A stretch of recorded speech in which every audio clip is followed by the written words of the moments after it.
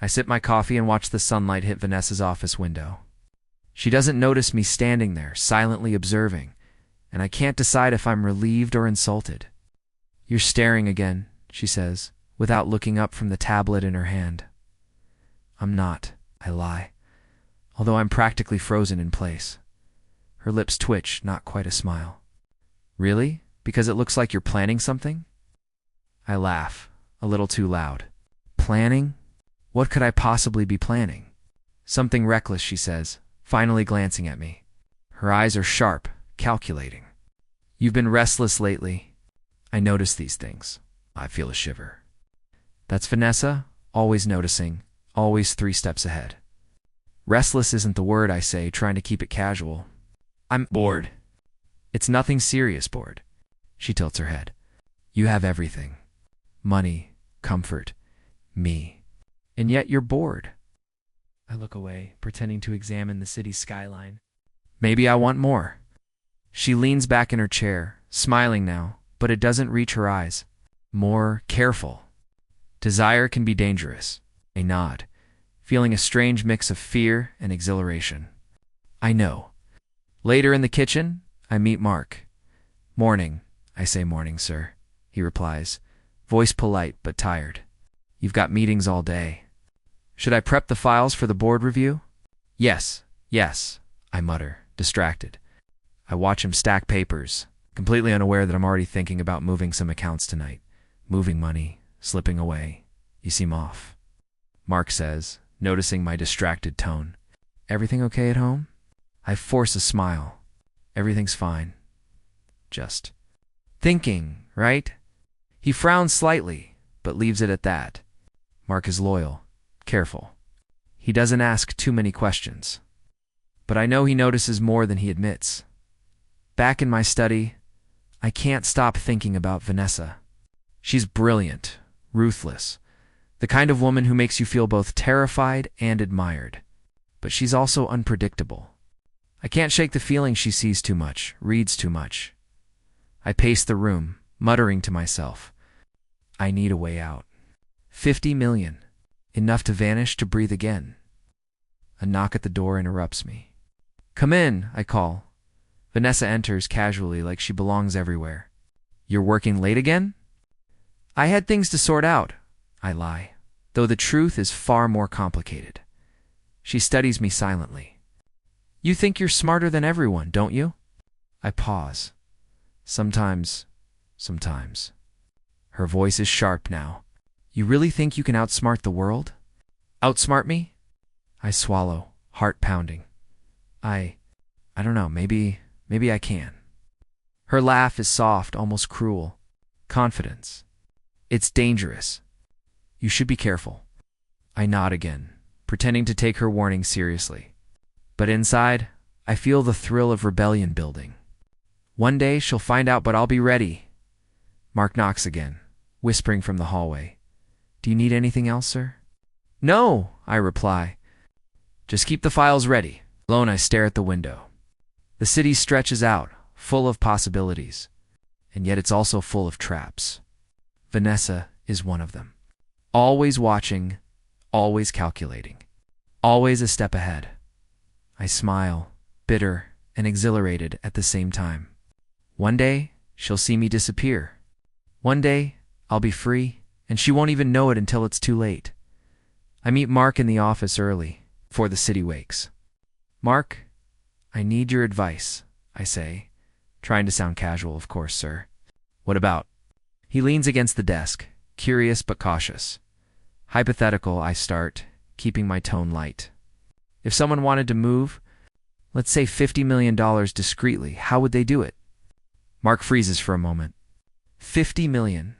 That's a lot. Why would someone need to move that much? I'm just thinking about investments. Hypothetical scenarios, I say, smiling though my pulse quickens. He frowns, clearly suspicious. "Well, offshore accounts, trusts, maybe cryptocurrency, but it's risky.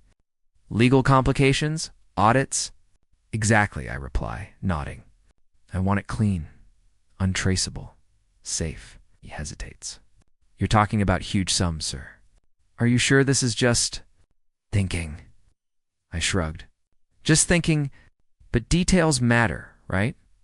Mark gives me a long look, but doesn't press further. I note the slight tension in his shoulders. Loyalty is one thing. Suspicion is another. Good. Keep this hypothetical between us, I say, and he nods. Later, I call a friend, Jordan, over video. I need your input, I tell him, leaning back. Imagine someone wants to vanish. Completely. Not traceable. No trails, Jordan laughs. Sounds like a movie plot. You trying to disappear? Hypothetically, I reply. Just exploring logistics, he grins. Okay, hypothetically, you'd need cash flow clean, safe house, maybe a fake identity. Flights, passports, all that? Yes, exactly, I'd say. Heart racing. And timing. Timing is everything. Timing? Jordan asks. Of course, I lie smoothly. Every step must be precise. One mistake. Hypothetically, it could ruin everything. He laughs, shaking his head. You always think too big.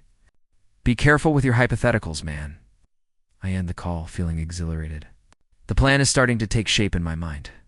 I picture myself leaving the city, leaving Vanessa behind, leaving all the suffocating control. I feel light, almost reckless, but paranoia creeps in. Vanessa doesn't miss things. She notices patterns, reads moods. I can feel her eyes on me, even when she's not there. She's too smart, I mutter, pacing.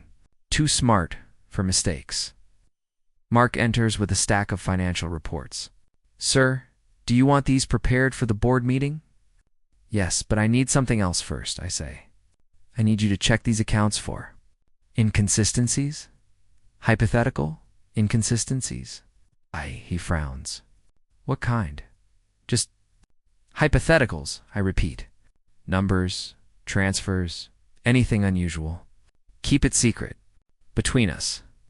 He hesitates but nods. All right, if you say so. As he leaves, I can't shake the tension. Every step I take must be calculated. Every word I say must deflect suspicion. And Vanessa, she's like a shadow. Always there, watching, waiting. That evening, at a friend's party, I test the waters. I've been thinking about disappearing, I say casually, sipping my drink. Just leaving it all behind. Seriously? Someone asks. Hypothetically, I correct immediately. Just thinking about logistics. Nothing personal. They laugh, not noticing my intensity. I talk about safe houses, untraceable transfers, even coded messages. Everyone assumes I'm joking. Everyone but me knows I'm serious. Later, Mark calls. Sir, about those accounts. I found some oddities. Nothing illegal, but some transfers don't add up. I freeze. Oddities. I ask, trying to mask my panic. Yes, I thought you should know. Nothing's missing. Just strange patterns. Good work, Mark, I say, voice steady. Just watch them. Keep me informed. Discreetly. He hesitates. Sir, you're sure about this?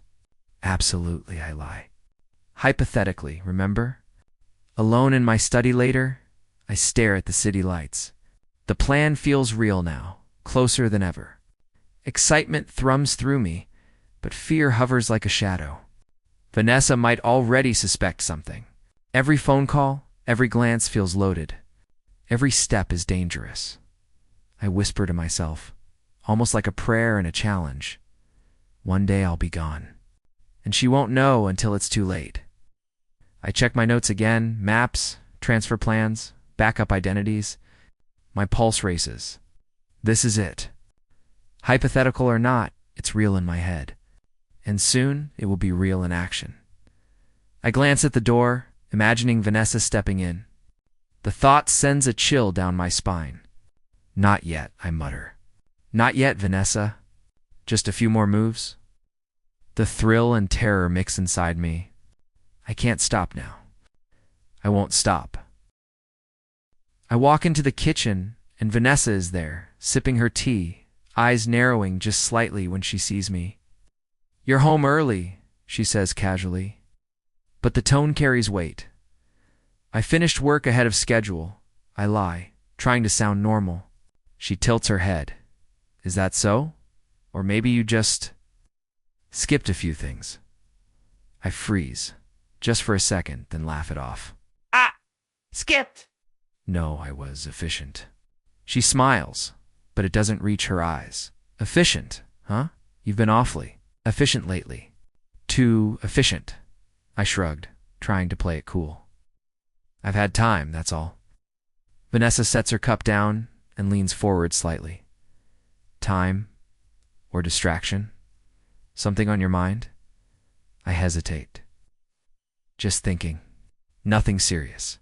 Her eyes study me for a long moment. You've always been bad at hiding things from me, she says softly, almost a whisper, even when you think I'm not paying attention. I force a smile, my stomach tightening. You've always been observant, I admit. I guess it's your superpower. She laughs lightly. You say that like it's a compliment. It is, I answer, though my heart races. Every word feels like a misstep. Later, Mark drops by my office. Sir, can I ask something? Sure, Mark. What's up? You've been different lately. Distracted, tense. Is everything okay? I lean back, pretending to ponder. Different how? You know? Little things.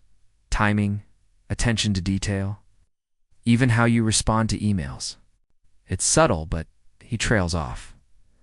I nod slowly. I've been stressed, big projects, deadlines. You know how it is. He frowns, but doesn't push further. All right, I just thought I'd mention it.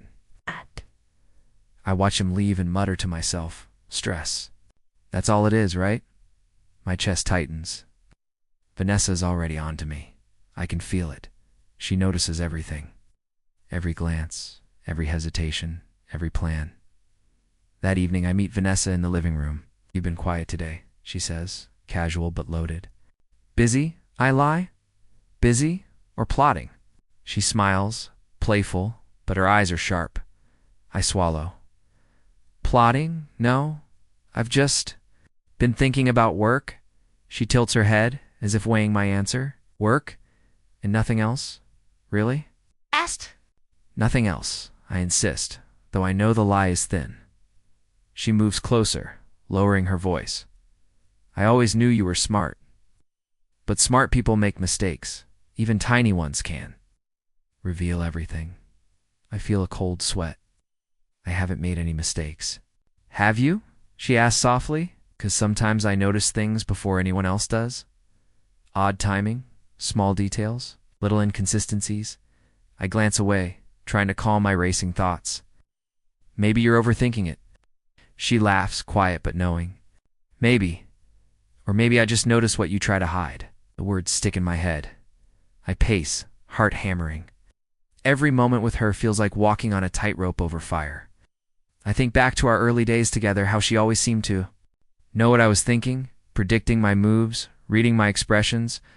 That ability hasn't faded. If anything, it's sharpened. Mark calls again. Sir, you left your phone on the desk again. I didn't look, but you've been nervous. Nervous me? I force a laugh. I'm fine. Just tired, that's all. He hesitates. Right. But maybe slow down. Don't rush things. People notice. I bite my tongue, realizing he's noticing too. I'll keep that in mind. Alone, I stare out the window, imagining Vanessa behind me, watching, always watching. She's everywhere, I mutter, even when she's not. Later, over dinner, she casually asks, Do you remember the Carson deal? The one you handled last month? Of course, I answer, funny. I noticed the numbers were slightly off in the summary. Not much, just subtle. I cough, feigning surprise. Really? I must have misread something. She leans back, calm and composed. Perhaps, or maybe it's a reminder, that I notice when you're not fully present. Even the smallest slip can be revealing. I feel the walls closing in. I smile, but it's forced. I'll double-check next time. Good, she says softly, almost like a promise. I just want you to be careful. You're ambitious. Sometimes ambition leads to mistakes. Tiny mistakes that unravel everything. I nod, words failing me. She's right, she always is. And the thought terrifies me. After dinner, Mark whispers as I walk past, "Sir, just be careful. You're pushing it." "I know," I reply, voice low. I know exactly what I'm doing. Alone again, I rub my temples. Excitement and dread swirl inside me. I'm closer than ever to my plan, but Vanessa, she's always 3 steps ahead. Every glance, every remark, every silent observation tells me she's watching.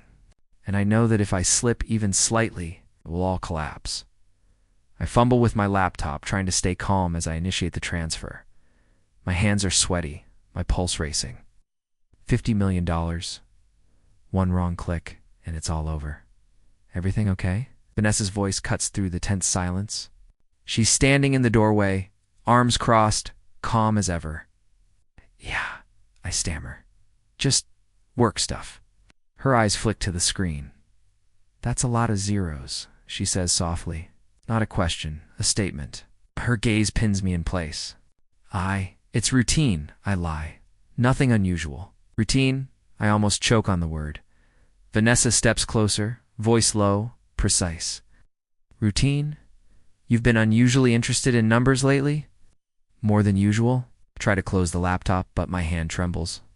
I like numbers," I say weakly. "You know that." She tilts her head. "I do.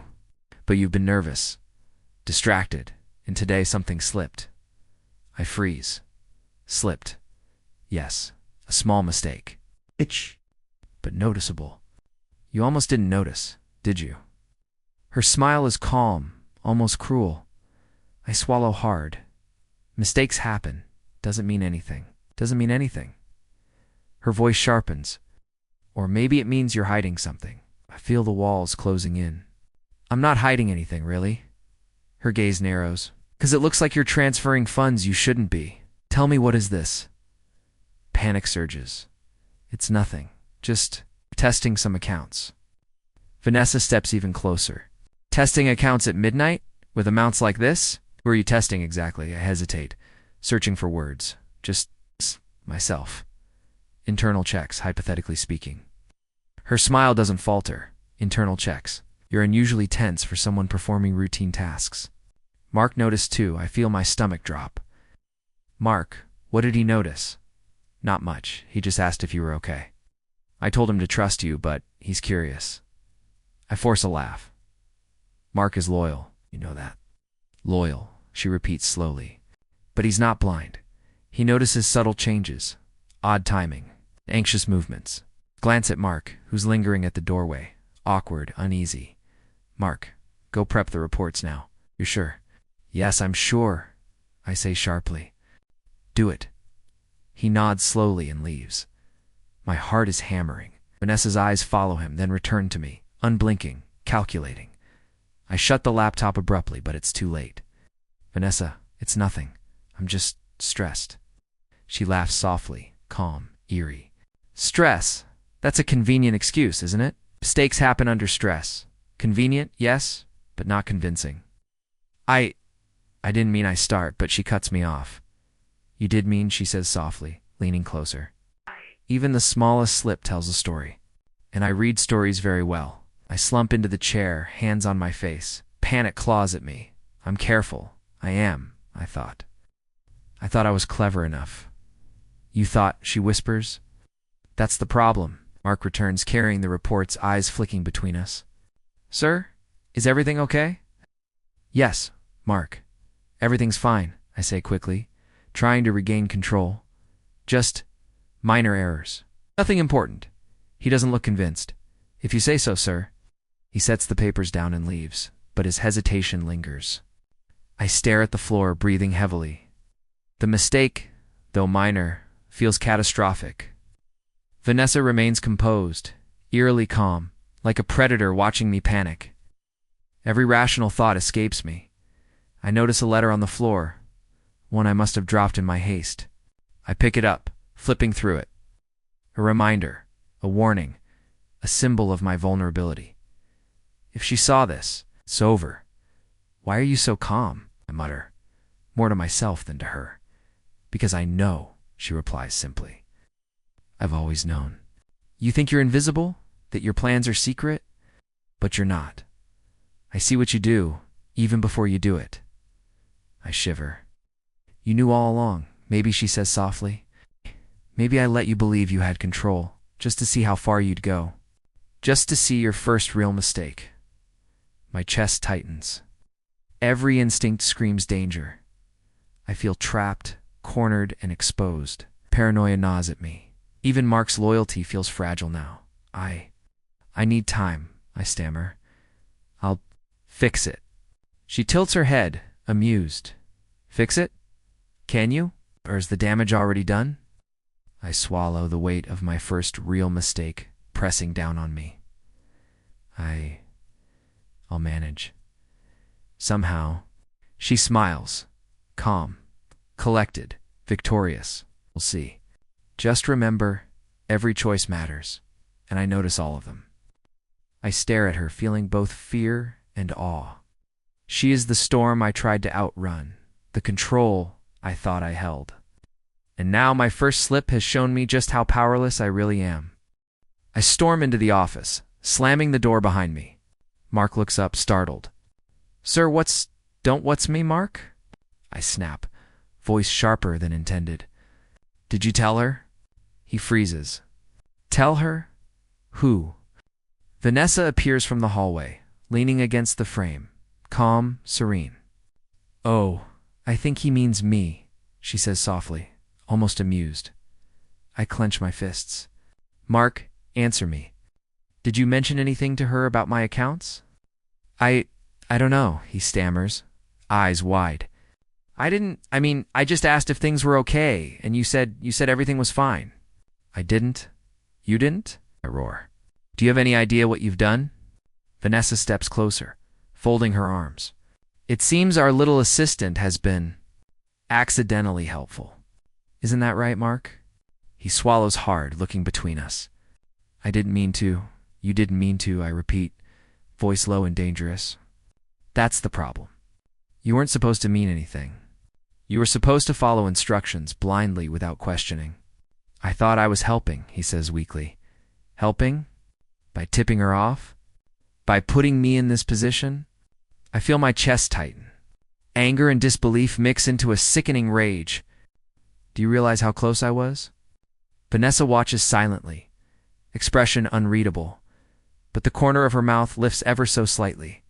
The calm before a storm. Mark, look at me, I bark. Every word you said, every question you asked. Did you think for a second about what it might trigger? I didn't think, he whispers. I thought you were stressed. I didn't. I didn't know I cut him off. Exactly. You didn't know? And now, thanks to you, she does. She knows more than I even intended her to know, Vanessa finally speaks. And now we see the result of misplaced trust. Her tone is ice, precise, cutting. One careless word, one small slip. And suddenly, the game changes. I feel like the floor is tilting beneath me. My own assistant, someone I trusted implicitly, has become an unintentional weapon against me. My first instinct is to yell, to shake him, to make him feel the panic he's caused. Instead, I step back, struggling to regain control. You're lucky, I mutter, voice trembling slightly. You didn't do it on purpose, Mark nods frantically. I swear, I didn't. I would never, you would never, I repeat, bitter, but the damage is done. Do you understand that? Yes, he whispers. Vanessa steps forward, close enough that I can feel the faint scent of her perfume, the control in her posture. Yes, he understands. And perhaps now he also understands why caution matters. Every move, every word, it all counts. I feel cornered, my own arrogance staring me in the face. I misjudged him, misjudged everyone. Even in my careful planning, I underestimated human nature and overestimated my own cleverness. You think you're clever? She continues softly, almost conversationally. You think you're invisible? But you're not. Never were. And the more you try to hide, the more obvious it becomes. I pace the room, hands gripping the edge of my desk. I thought I had this under control. I thought I knew the people around me. I thought I was smarter than everyone, you thought? Vanessa repeats, eyes glinting with subtle triumph. And now you know. Humility comes at a price, doesn't it? Mark hangs his head, silent, guilt written across his face. I can barely glance at him without feeling a rush of betrayal, frustration, and self-loathing. I need to fix this, I mutter, more to myself than anyone else. I can still know, Vanessa interrupts, calm but unyielding. You can't fix what's already been revealed. Every move you make now is under scrutiny. Every action, observed. And every plan you thought secret is no longer yours alone. I swallow, trying to breathe. She's right. Everything I built, everything I imagined as my escape, is teetering on the edge. And it's not just her. My own arrogance, my misjudgment of people's loyalty, my overconfidence, it all brought me here. Mark looks at me, voice trembling. Sir, I never wanted this. I know, I snap, then immediately regret it. I know you didn't, but that doesn't change what happened. Vanessa steps back, folding her arms again, watching me unravel. This is what happens when you underestimate the world around you, overestimate yourself. Carelessness is lethal, even when unintentional. I slump into my chair, running a hand through my hair. Anger, shame, and fear crash over me in waves. I feel powerless, exposed, and humiliated, and yet a spark of defiance burns inside me. You think you've won? I mutter, more to myself than her. But the game isn't over. Vanessa tilts her head, voice soft. Perhaps not. But the rules have changed, and now. So have you? I glance at Mark again, betrayal and pity mixing. I realize he was never the enemy, but his innocence, his naivety, has cost me dearly. I've learned something harsh. Trust is fragile, and overconfidence is deadly. I look back at Vanessa, heart hammering. Strategic genius, calm, unshakable. She has seen every misstep before it happened, every weakness, every flaw, and now, I have no choice but to face the consequences. My life, my plan, my freedom, it's slipping through my fingers, and I can't grab it back. Not yet, but I will. Somehow, I will dot the lights of the conference hall glare down on me, brighter than any interrogation room. I can feel the crowd's eyes, hundreds of sharp, judging faces. Vanessa stands at the podium.com/elegant, the center of attention. And then it hits me, my plan, my escape, my carefully orchestrated movements. Exposed, you know, she begins, voice smooth, measured. Some people think they can manipulate the system. That cleverness alone will shield them. But unfortunately, even brilliance can be predictable. A freeze, heart hammering. My mouth opens, closes. I can't find words. She's reading me, dismantling me publicly, piece by piece. A hand taps my shoulder. Mark whispers, panicked, sir. What's happening? What's happening? I hiss back, rage and panic mixing. She's exposing everything. The audience murmurs, captivated, oblivious to the personal nightmare unfolding. Vanessa smirks, clearly enjoying the spectacle. Your projections, she continues, voice perfectly controlled. Your so-called secure accounts. All based on assumptions of trust and secrecy. And yet trust was misplaced. I sink into my seat, face hot, hands trembling. My colleagues stare, whispers turning to laughter. My chest tightens, panic choking me. I try to speak, stammering. This isn't... You don't understand? I understand perfectly, Vanessa interrupts, sharp but smooth. I always understood. My mind races. Every escape route, every backup plan. Dismantled. Every ally, every confidant. Compromised. My arrogance, my overconfidence, my greed, every miscalculation now paraded for the world to see. Mark leans closer. Sir, maybe we should? No, I snap, voice low. There's nothing left to save. Not here. Not now. Vanessa continues, calm, precise, almost theatrical. It's fascinating, isn't it? How quickly someone can unravel when their foundation is flawed. How easily pride becomes their undoing. I hear laughter from the back of the hall, whispers, my face burns hotter. Shame, humiliation, and disbelief crash over me. I feel naked, exposed, defeated. The event ends. I retreat to a private room, shaking. Vanessa follows, slow, composed, radiating power. You've ruined everything, I spit, voice low but raw with anger. Do you know what this does to me? To my reputation? She tilts her head, calm, unfazed. I know exactly what it does. And frankly, it was avoidable. I nearly shout, "How could you possibly know? How could you see everything?" Because I pay attention, she says simply. Because I understand motives, patterns, and human nature. You were predictable, and your network. Too transparent. Even Mark, despite his intentions, couldn't hide your intentions from me. I feel bile rise. Mark wasn't trying to betray me. No, she concedes smoothly.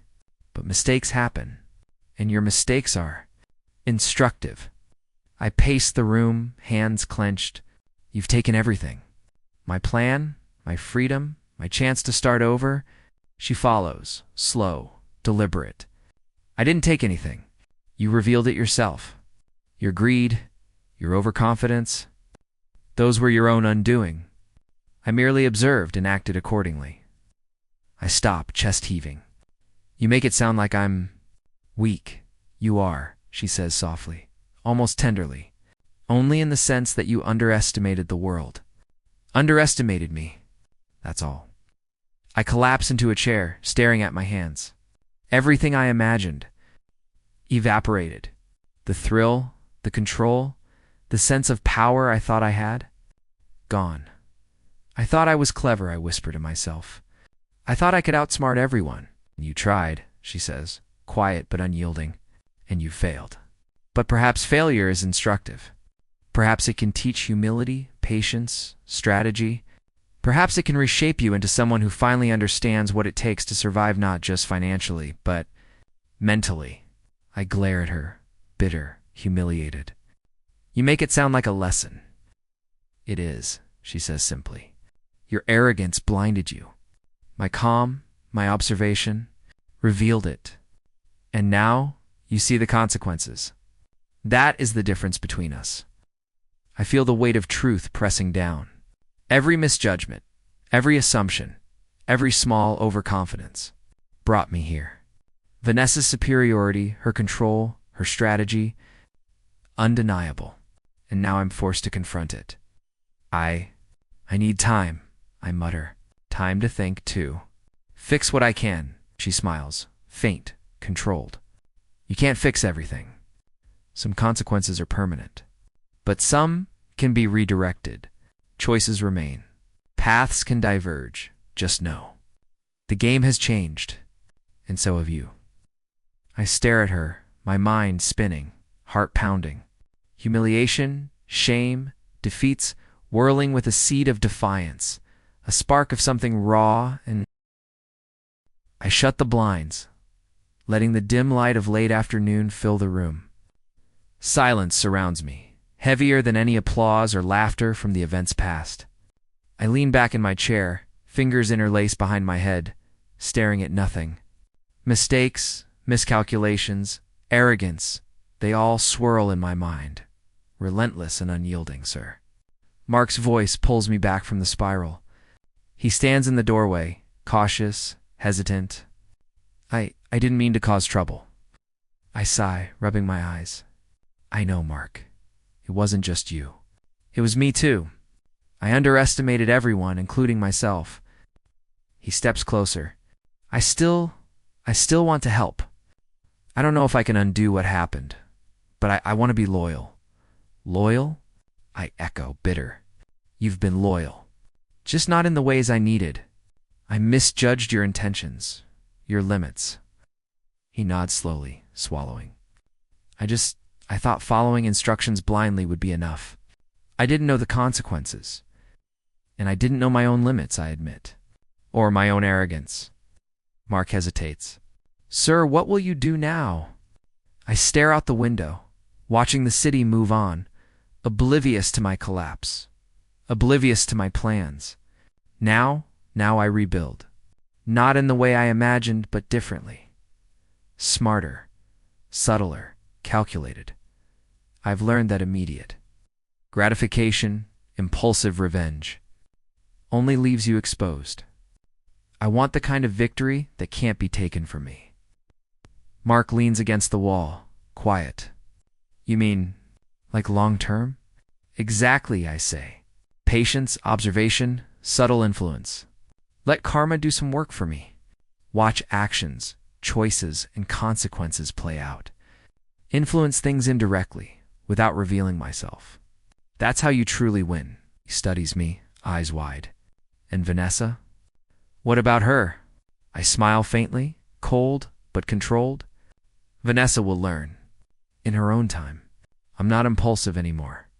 I won't rush. Every flaw, every choice she makes now will affect her without me touching a finger. I'll let her confidence, her arrogance slowly unravel her. And you will change too, Mark says softly. This experience, it's not just about revenge, is it? I lean forward, elbows on my knees, fingers tight. No, it's about growth, strength, understanding what matters. I've been foolish, blinded by greed, by pride. Now I focus on clarity, on control, on patience. I think I understand. I want to follow in the right way. Not blindly, but strategically. I glance at him. That's why I need you. Your loyalty now comes with awareness. Your guidance, your conscience. It's a combination I can trust, but it must be tempered. Nothing is as it seems, and appearances are everything. He swallows. I can do that, sir. I'll do it differently now, carefully. I feel a strange relief. Not victory, not yet, but a seed of hope, a flicker of control returning. Good, that's what I need. Allies who think, who question, who understand consequences. Not blind obedience, not misplaced trust. Subtlety and patience will outmaneuver brute impulsiveness every time. Mark hesitates again, then asks softly, do you ever feel guilty? About what happened? About how things went public? Guilt, yes, but also clarity. I feel humbled, certainly. Embarrassment, yes. Humiliation, deeply. But guilt? Not entirely. I made choices. I learned from mistakes. I am accountable, yes, but I won't let it paralyze me. I turn it into strategy, into insight, into growth. He nods slowly. I think that's wise. I think you're ready. I lean back, letting the tension ease just slightly. I am ready to rebuild, ready to observe, ready to act when the moment is right. The collapse, it's temporary. The rebirth, it's permanent. He smiles faintly. I'm glad to be here, sir. Won't betray your trust again. I've learned the cost of mistakes, the cost of underestimating consequences, and I've learned the cost of overestimating myself. I reply softly, voice steady, thoughtful. Both of us. Wiser now, more aware. And with awareness comes power, the kind that isn't flashy, that isn't immediate. But it's stronger than impulsive victory ever was. Mark tilts his head. And Vanessa? She's brilliant, yes, I say quietly. Intuitive, cunning, formidable. But no one is perfect. She will falter, make choices that betray her own confidence. And I will be there. Not with rash retaliation, but with patience and precision. Karma has its own way of teaching lessons. I stand, walking toward the window again, watching the city glow under the fading sun. I will not rush. I will not stumble again. I will learn, I will wait, and I will act only when it is irrevocable, undeniable, perfect. Mark watches me, silent. You sound like a different man. I am, I reply, without looking at him. The man who thought he could control everything is gone. The man who understands patience, observation, strategy, and the subtle power of consequence has emerged, reborn, stronger, smarter, and unshakable in ways I never imagined. I turned to him, voice soft but resolute. And Mark, you'll help me. But this time, you'll do it with awareness, conscience, and loyalty guided by reason, not fear or habit. We move carefully and we observe, always. He nods, understanding. I will, sir. I'm ready. Smile faintly. A quiet, dangerous smile. Good. Because the future isn't about impulsive escape. It's about patience, precision, and letting the world reveal itself, one mistake at a time. And when it does, victory will be undeniable. The room falls silent, save for the faint hum of the city outside. I feel it tree birth, clarity, and the subtle beginnings of quiet. Strategic revenge. The city was quiet that morning, the hum of life distant, almost irrelevant. I stood by the window, coffee in hand, watching cars crawl along the avenue below. Every detail mattered now, every small choice carefully measured. Today, I would make my final move, not with rage, not with brute force, but with patience, precision, and understanding, sir. Mark's voice interrupted my thoughts. He lingered near the door, cautious, alert. Are you sure about this? I am, I said, setting my cup down. This isn't about revenge the way I once thought. It's about closure, about correcting the imbalance quietly, deliberately.